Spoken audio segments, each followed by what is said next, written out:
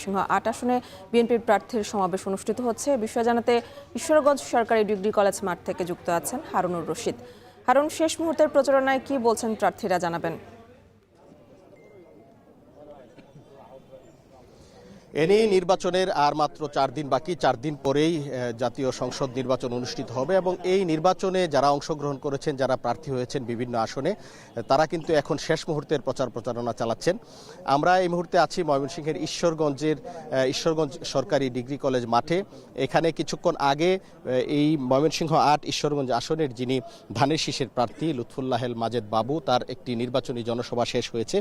আমরা দেখেছি যে এই সমাবেশটি আসলে এই ঈশ্বরগঞ্জের শেষ পর্যায়ের নির্বাচনী সবচেয়ে বড় সমাবেশ কিন্তু এটি অনুষ্ঠিত হয়েছে এবং ঈশ্বরগঞ্জ উপজেলার যে বিভিন্ন ইউনিয়ন রয়েছে সেই ইউনিয়ন থেকে আমরা দেখেছি যে দলে দলে মানুষ মিছিল নিয়ে এখানে এই যে সমাবেশস্থলে যোগ দিয়েছেন এবং একটি বিষয় লক্ষণীয় ছিল যে এই আজকের যে সমাবেশটি অনুষ্ঠিত হয়েছে এখানে বিপুল সংখ্যক নারীর উপস্থিতি ছিল। আমরা দেখেছি যে বিভিন্ন এলাকা থেকে নারীরা কিন্তু মিছিল নিয়ে এই সমাবেশের একটি বড় অংশ বা বড় জায়গা দখল করেছিল আজকের এই যে সমাবেশ।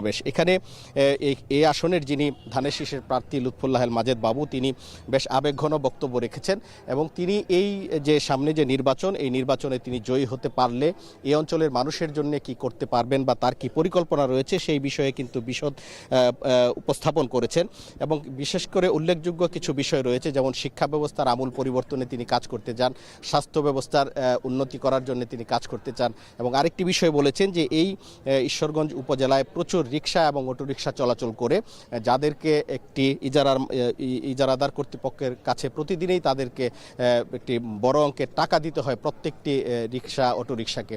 এবং তিনি যেটি বলেছেন 12 তারিখ যে নির্বাচন হবে সেই নির্বাচনে তিনি যদি জয়লাভ করতে পারেন তাহলে কোনো রিক্সার কোনো চাঁদা দিতে হবে না বা কোনো ইজারা দিতে হবে না, এই বিষয়টি তিনি নিশ্চিত করেছেন এবং অটোরিক্সা চালক যারা রয়েছেন তারা কোনো ধরনের কোনো টাকা ছাড়াই কিন্তু তারা তাদের যে অটোরিক্সা সেগুলো ব্যবহার করতে পারবেন। পাশাপাশি নারী শিক্ষার উন্নয়নের কথা বলেছেন, কর্মসংস্থানের কথা বলেছেন। সব মিলিয়ে তিনি ঈশ্বরগঞ্জের উন্নয়নের জন্য একটি রূপরেখা উপস্থাপন করেছেন আজকের এই সমাবেশের মধ্য দিয়ে। তো এই ছিল আমার কাছে ঈশ্বরগঞ্জ থেকে সর্বশেষ।